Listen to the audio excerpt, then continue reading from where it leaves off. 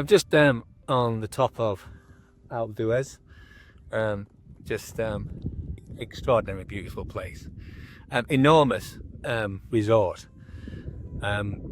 just absolutely gorgeous. I just came up here just to have a bit of a sip, really.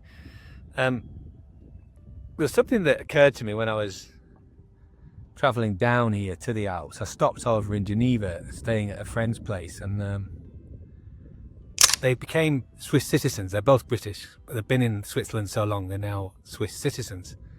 And they were telling me how every 3 months they get to vote on things, because Switzerland is what's called a direct democracy. And so there are 7 key cabinet members. For want of a better phrase, they don't call it a cabinet in Switzerland, but that's what we've got, is, as a comparison to British or Australian, American politics.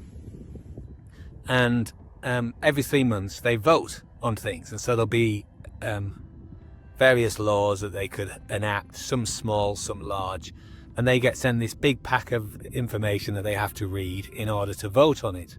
Some of them are optional, some are mandatory, and so they get to vote, and their vote is binding, and the politicians do what they want. Whereas most of us have got what's called a representative democracy, which is we elect a representative to act on our behalf. And given the technology that we've got today, it would be very easy for us to have much more direct say in what happens. I think in Britain, there's no way we're going to get referendums for things after we dared to vote for Brexit. I mean, I personally didn't, but that's what the vote came out as. There's lots of work traffic here at the moment. This is October in the Alps is one of the biggest building times, because you've got no or hardly any tourists at all, because of the summer season's over and the winter season's yet to begin. So this is the time when they do all their building, and it's very, very busy in terms of construction. Anyway, back to Geneva. So they have these referendum, and the other thing that happens as well is that if you care enough about a topic, and you can get 100,000 other citizens to say we care about it too, you can force a vote for the whole population. Some of it nationally, some of it locally.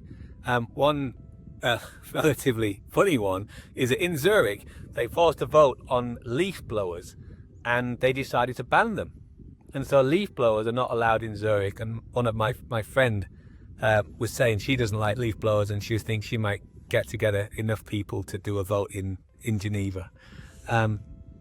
And I think it's one of those things. I've been thinking about society and being a citizen, and Phil is doing a lot of work right now behind the scenes, and you're going to see it very soon on the Citizens' Dividend. And I'm thinking to myself, we need to have a renewal of citizenry and citizenship, and for us to remember what is the price of our freedom and what is the price of a democracy. And unfortunately, what we're learning, especially in the UK, is that we get the politicians we allow, and we have less and less democratic feel. We vote people in, and they come in on one set of promises and then completely forget those things and just do other things that may have been planning, or they may have been planning all along, but there's just very little democracy at all. And it's just something, I think, that if we're going to have a dividend of being a citizen, we need to be citizens. And I think that for me was a lesson from Geneva of it can take a time. Some of these notes every 3 months can be 60, 80 pages long. And what's also interesting as well is they actually have the law that will be enacted if the vote passes. So the 7 people that are in control, allegedly, are responsible for the government on the cabinet. They craft, and their team crafts the law that will be enacted. So there's no we'll have a vote and then the lawyers or the politicians change the law. That's the law that you're going to get, so that you can absolutely vote on it. And I absolutely love that idea, because there's so many laws in Britain, and I know friends in Australia say the same thing. That wasn't what we voted for. We said we wanted it. There was a referendum, or there was a popular vote, and that's not what we got. The work vans just drive like maniacs, like everywhere, right? They know the road, and they come hurtling down the mountain like you wouldn't believe. So as a citizen, what role do you play in your democracy, and what role do you play in your community?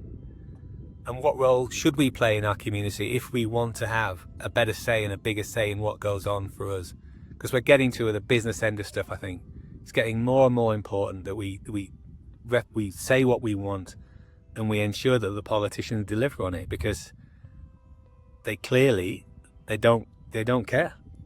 So that's just some thoughts on the citizens' dividend.